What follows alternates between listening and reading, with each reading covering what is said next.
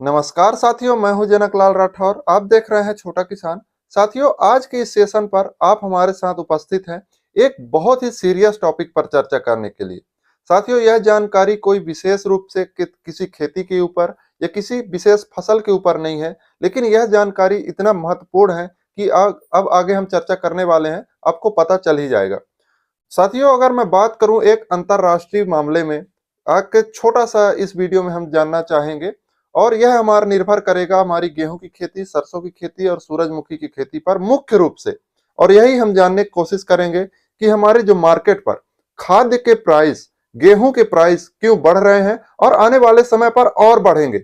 अभी आपने मामला देखा था कि लगभग जुलाई से लेकर के अगस्त, सितंबर, अक्टूबर यह मामला एकदम से शांत हो गया था और आपकी अगर मार्केट पर पता करेंगे तो गेहूं की प्राइस भी कम हो गई थी।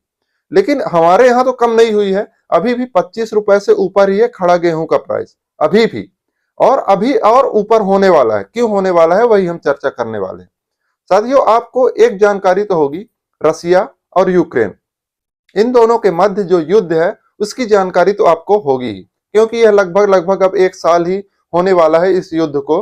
तो अब इसके कारण अगर मैं एक वीडियो पहले आपको बना करके दिया था, अगर आप वो वीडियो देखे हो, कि मैंने उसमें बताया था कि युद्ध के कारण गेहूं का प्राइस हाइक होने वाला है, जो कि हुआ, बढ़ा। कम हमारे यहाँ कम से कम 27 से 30 तक पहुंच गया था गेहूं का प्राइस। लेकिन उस वीडियो में ऐसा भी कमेंट आया था कि हमारे यहाँ 18 रुपए है, 17 रुपए है। जहां रहा होगा अच्छी बात है, वहां के जो गरीब लोग हैं उनको ज्यादा दिक्कतें नहीं आई होंगी, लेकिन हमारे यहाँ तो लगातार प्राइस हाइक ही है।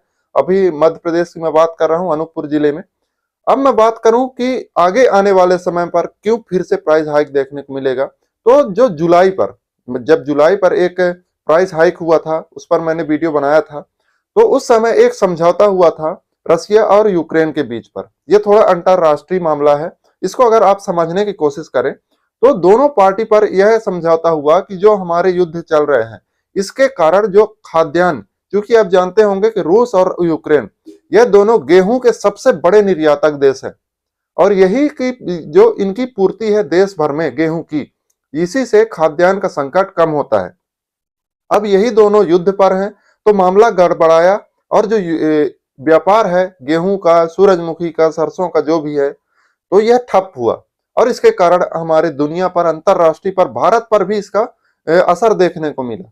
तो उस समय जुलाई पर, 22 जुलाई की बात है, वहां पर आपका समझौता देखने को मिला। एक समझौता हुआ इनके मध्य कि हम युद्ध पर तो रहेंगे, जो भी होगा वो आगे की मामला है, जो हमारी बाद की बात है। लेकिन जो खाद्य की बात है, जो खाद्यान्न की बात है, जो विश्व पर संकट आ रहा है, उसको हम दरकिनार करेंगे और जो व्यापार है वह जारी रखेंगे। यह समझौता हुआ। लेकिन अभी बाद में एक न्यूज आया, 30 अक्टूबर की बात की न्यूज है, 30 अक्टूबर की, 2 दिन लेट हो गया मैं। वैसे मेरे को न्यूज का पता चल गया था 30 को ही, लेकिन मैं वीडियो बना नहीं पाया, थोड़ा व्यस्त था। जो यूक्रेन है यह बार बार अपना सीमित जो नियम है उनका उल्लंघन करके रसिया पर अटैक जारी कर रहा है। और रसिया पर जिस जगह पर अटैक जारी कर रहा है, वहीं से जो पोर्ट है, जो तीनों पोर्ट है जहां से मुख्य रूप से एक्सपोर्ट होता है वीट का या फिर खाद्य का, वह यूक्रेन पर है। और काला सी जो कि रसिया के कब्जे पे है, इससे होकर के यह जो गेहूं का या फिर जो भी खाद्य का एक्सपोर्ट होता है और अन्य जो इंटरनेशनल मार्केट है वहां पर पहुंचता है। अब वही जो युद्ध के कारण तो क्या हुआ कि जो यूक्रेन है, इन्होंने बार बार रसिया पर ड्रोन अटैक किए या फिर जो भी अटैक हो रहा है। तो रसिया ने बोला कि भाई, हम जो समझौता किए हैं आप बार बार उसका उल्लंघन भी कर रहे हो और हम समझौता भी आपका जारी रखें, ये नहीं हो पाएगा। और रसिया ने पुल आउट कर लिया अपने इस डील से। तो जो रसिया का ब्लैक सी डील था ग्रेन का, वह उन्होंने आउट कर दिया, सस्पेंड कर लिया अपने आप को, और यह डील यहीं पर निरस्त हो गई। और यही आपको इफेक्ट देखने को मिलेगा अब आने वाले समय पर। गेहूं का रेट भी अनेतर लेवल पर बढ़ने वाला है, क्योंकि खाद्य संकट पहले से था और अब और हो गया।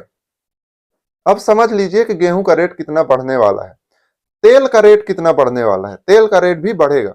इस बीच जो अभी कम होगा, अभी मैंने पहले ही बता चुका हूं कि इस बीच जुलाई से अक्टूबर के मध्य सभी चीजें नॉर्मलाइज हो गई थी, लेकिन फिर से अब अननॉर्मलाइज हो गई हैं और फिर से अब खाद्य का रेट बढ़ने वाला है। तो मैं ये नहीं कहता इनडायरेक्टली कि आप गेहूं की खेती अधिक कीजिए, लेकिन कर सकते हैं, गेहूं की खेती भी अधिक कर सकते हैं। तेल की मात्रा के लिए आप सरसों की खेती, सूरजमुखी की खेती भी कर सकते हैं। बेहतरीन रूप से प्रॉफिट आपने देखने को मिल सकता है। दोस्तों यही जानकारी थी। अगर आपको जानकारी अच्छी लगी हो तो लाइक करें, शेयर करें, अधिक से अधिक शेयर करें यह जानकारी किसान भाइयों तक।